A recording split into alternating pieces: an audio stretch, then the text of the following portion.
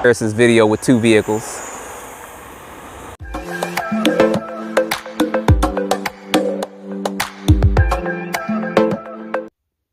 All right, y'all, quick comparisons time between the Stampede two-wheel drive and the Arrma Gorgon. Now, the Arrma Gorgon is the brand new one that's hit on the market 2023, and the Stampede is actually a very old design, but it's still been very successful for Traxxas. That's probably why they still have it out there and haven't discontinued this particular model yet. They did discontinue the 4x4 Stampede VX, or at least the short wheelbase design. They do have it kind of in a Haas design. We'll talk about that a little bit later on at a different point in time, because this is two-wheel drive and this is two-wheel drive. So first off, with these two vehicles, I like both vehicles, guys. I'm not more of a Traxxas fanboy, Arrma fanboy. I just like both vehicles just in general. The Stampede was my running car years and years ago, over 10 years ago. I think I ran it maybe more than that, about 15 years ago. I had the VXL version. And then when they came out with the 4x4, I fell in love with that, and I never looked back at the two-wheel drive version of it. But that was the VXL version. So we're talking about the brush version here. Haven't run one of these in so long. And when I wanted to compare these two, I wanted to make sure I had two freshly new vehicles. So this is a brand new vehicle. I didn't want to get an old Stampede and run it and try to do comparison with it, because there could be issues. The motor could be getting ready to burn out, etc. Blah, blah, blah. So first off, as far as look-wise, I think both trucks actually look good. I don't think you can go wrong with either one. I love this orange color. And for me, that just kind of, I don't know. I just love orange. I love orange and I love red. So as far as look-wise, you can't go wrong, in my opinion, with either vehicle. Stampede does have an older design. This truck design is about 25 to 30 years. No, I say about 25 years older, so I don't think it was quite 30. But it is an old design. Traxxas has done minor updates over the years, but pretty much everything stayed the same with this. Where the Gorgon is, I would say it's a fairly new design. They did take the Arrma Granite Voltage, and they did modify it. And they made the wheelbase a little bit longer too with that. So as far as that is concerned, I like the look of both vehicles right there. As far as tires and stuff, you guys can see the differences in the tires. These on Traxxas, I mean, they're notorious. People actually replace them because you don't get that much grip when you start running them off-road and in mud and dirt and stuff like that.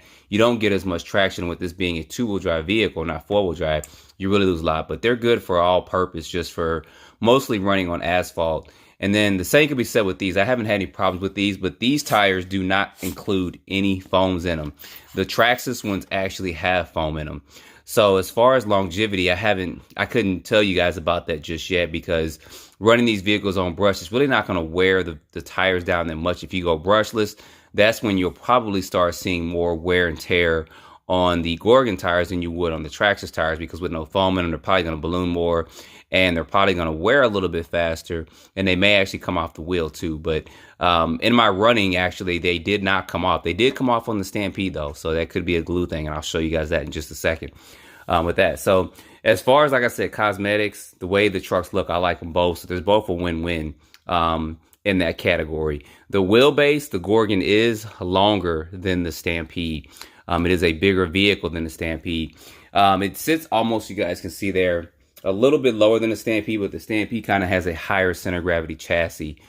So it does have more of a monster truck feel. I'd say more of a 80s, early 90s monster truck feel, where the Gorgon feels more like a modern day monster truck, where the center of gravity, even on this vehicle, is not high up like it is on the Stampede. And this helps it to perform better, actually, than the Stampede. With the Stampede having this high center of gravity, it is prone to tip over a lot more, even in brush mode when you're running it. So you will probably tip this vehicle over making sharp turns and stuff. If the wheelbase is a little bit longer, it probably wouldn't tip over as much. But you can do slight adjustments, as you guys can see there. It's as low as it'll actually go in the front with that. But I've seen people make adjustments here on the shock towers and stuff like that to make this go down a little bit lower. And I've even seen people put batteries underneath the vehicle. So I'll show you guys what I'm talking about. Instead of having the LiPo battery here, they actually put it underneath it when they were just doing some running to help keep the vehicle more stable when they were kind of running on road. Actually, my boy Jason did that. That was my first time seeing that years and years ago, that somebody didn't actually perform good when they did that. So I mean, like I said, as far as look-wise, I like both trucks. I think both trucks actually look good. So it's a win-win either way you go with that. Price-wise, the Gorgon's going to get the Stampede on price for several reasons. One is that you can get this without the battery and charger as you can with the Stampede, but it's $139 where the Stampede is $169.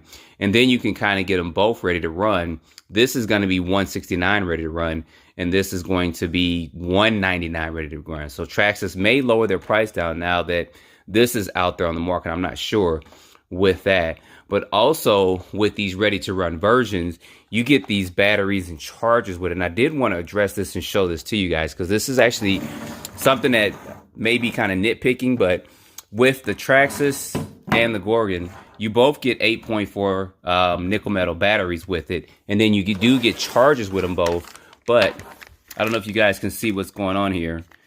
With this charger, you do not get a USB cord with it. But with the Arrma vehicle, you actually do get one with it. And I believe you can get up to like a 4 or 5 amp cord or something to be able to charge on this. And with this charger, you can also charge LiPo batteries with it too. So this is a good charger to kind of just keep around for your kids and stuff, because they can actually use this to charge LiPos and stuff. But I haven't tried it on LiPo mode, but you guys see there the prong stuff for the charge LiPos with that. So that is a good thing, but I was a real stickler on them not including this with us. I don't know. I didn't see it in any of the accessories. Maybe it was mispacked or wasn't in there. You guys see this is still in the package. But I just think that they should have possibly made this into a LiPo charger too. The charger 2S LiPos in case you want to upgrade to a LiPo. But I guess they want you to get the charger and stuff with it. So that's things you need to think about with that. It does not come with that cord. I'm not one to keep going back and forth with cords. I have enough cords for cell phones and stuff with that. But that's something else to consider with these vehicles. The next things are going to be the radios and some of the electronics with it. Now, I didn't have any issues with either vehicle and their electronics. I'm going to try to move this forward without knocking these vehicles off. I want to show you guys these radios. This comes with the TQ radio, and this comes with this Spectrum radio. They call it a SLT2 radio. As you guys see, this radio is a lot smaller than the Traxxas radio is, and there's no problem with it. They both use 4 AA's. The Gorgon actually comes with AA's. The Traxxas does not come with AA's. So this is actually really ready to run. If you get the vehicle ready to run, there's no searching for AA's or buying AA's for it.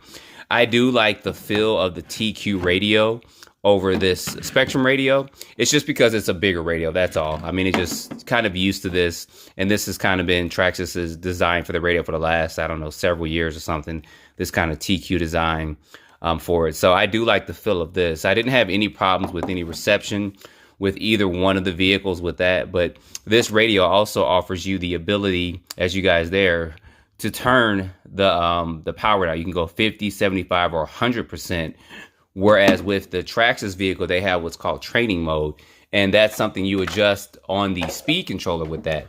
You actually just hold this button down. We turn it off, turn it on. You hold it down, it's going to actually go from LiPo to, or nickel metal mode to LiPo mode, whereas with the Gorgon, I have to try to get this body off real quick. As with the Gorgon, it does have a newer speed controller. It's a 2-in-1 unit where it's got the speed controller and receiver tied into one, which I didn't have any problems with. I actually ran this a lot. I ran this hard, and I actually ran it through water. That's why the tires and stuff look like that. And the truck actually did good and actually survived running through that like that. So that was good for it. But if this ever goes bad, you either have to buy another one of these units, or if you want to upgrade, you have to upgrade the radio and the receiver to do any upgrades on that. So that's just something to keep in mind for. But out the box, it should be completely fine. And I don't think people have too many issues with this, not from the way I was running it and some of the testing I did. Just like with the Traxxas XL5 and the Titan motor. With both of these brushed motors, you need to make sure you keep them clean. You keep them clean, they'll run for a long time, making sure you put a little oil in those bushings on the side of the motors and stuff. And it's a good idea of when you get the car, if you can, just to run it in the air for a few minutes, just to kind of break that motor in somewhat, because it is a brushed motor. But if you don't, that's fine. They'll break it over time as you run it and stuff. And speaking of running, both of these vehicles go the same speed. They both went 25 miles per hour. I did go out, I did test them both, and they both did 25 miles per hour. The Gorgon was 24 at first, and then after going down and coming back again, the motor broke a little bit more and did hit 25. and this one hit 25 straight out the box and it stayed at 25. Now the Stampede does not come with full ball bearings, and it comes with ball bearings in the transmission, where the Gorgon does come with full ball bearings. So that's something to consider. If you want to get this a little bit faster and a little bit smoother, you will have to get 8 bearings for the front tires and wheels, and also for the rear hub carrier. So consider that. They are both brushless ready. I'd say mild brushless. With the Stampede, you start putting a lot of power into it. People have broken the drive shafts. This has yet to be tested brushless for a long period of time. I know people got some videos out running it brushless, but it's like a quick run. I want to see them run it several times to see the durability of it. I may do it at some point in time, put a VXL system in both of these vehicles and take them out there and run them. But I'd say as far as speed-wise goes for my testing, they were both equal as far as speed-wise goes. Handling and stuff, the Gorgon's going to have it on handling because of the longer wheelbase and also the lower center of gravity of chassis it has over the Stampede.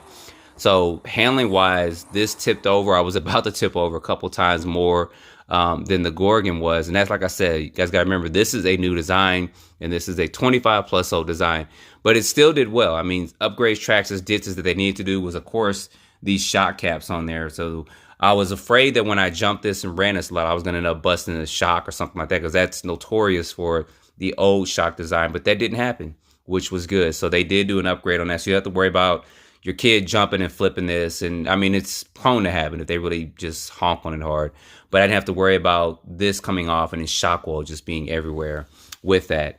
Jumping wise, both vehicles jumped good. I mean, they both really did. I jumped the Gorgon several times and I jumped the Stampede several times, took it over the big jump at the skate park, and they both jumped well. Didn't have a problem with the jumping ability of either one of these with this. And then durability wise, I did do some tumbles and some flips and stuff with them both. No problems with that. No broken pieces, no broken parts, which was good. The only thing was, I think on this rear tire, you guys can see that's coming unglued there, so I have to glue that back in and get that going. But that was the only issue that I had with the Stampede, was that tire coming unglued. And I actually kept driving even with that tire coming unglued. And they both performed equally well off-road. Considering that these tires are kind of an old design, they're not the best for running off-road, it still gave me enough traction to actually run around the grass and run through some leaves and stuff. And the same thing with the Gorgon and stuff as well. Now with the batteries, this battery of course fits on top, and then with the Gorgon, the battery's actually underneath it. With it, I'm not a huge fan of batteries being underneath the chassis, because if you're out running this, it gets all dirty and nasty. Now you got to go in and take all that out, and you know, just it could be messy at times. And sometimes this can get jammed up with stuff up in there, and you're taking this out and you put it back in there. It could be mud and grime and dirt getting in there. It could be hard to at some point getting this out, but that's just me with that. Other people do like the under chassis design with that. And the Gorgon is kind of a, I don't want to say it's the mid motor, because it's not.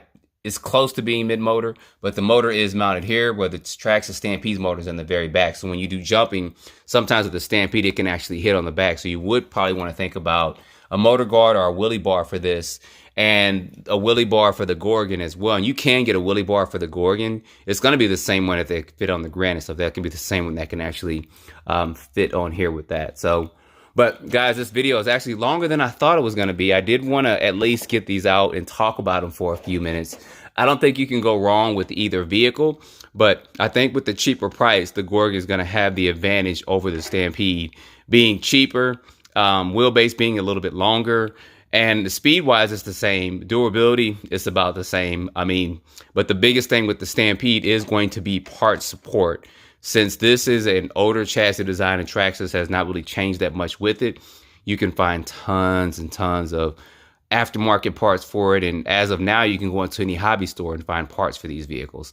And that's kind of the thing with Traxxas, is part support is going to be everywhere with this. This is kind of a newer design. Parts are becoming readily available. They have some online. There'll be more and more available with it. It does use some of the components from some of the other vehicles, some of the older vehicles like the slipper clutch and all that. So I figure as time progresses on, there's going to be a lot more part support for this. I'm pretty sure there's going to be light kits, additional adjustable wheelie bars, and all kinds of stuff for that. But anyway, guys, that's going to be a quick side-by-side comparison of this. At some point in time, I'll probably get these out and maybe we'll do a tug of war or something. But I pretty much tested these things, and you guys saw that throughout this video with the jumping and everything on it. And each one performed fine. So anyway, put your comments down below of which one you think and which one you like the most. And don't forget to like, subscribe, stay tuned for the next video.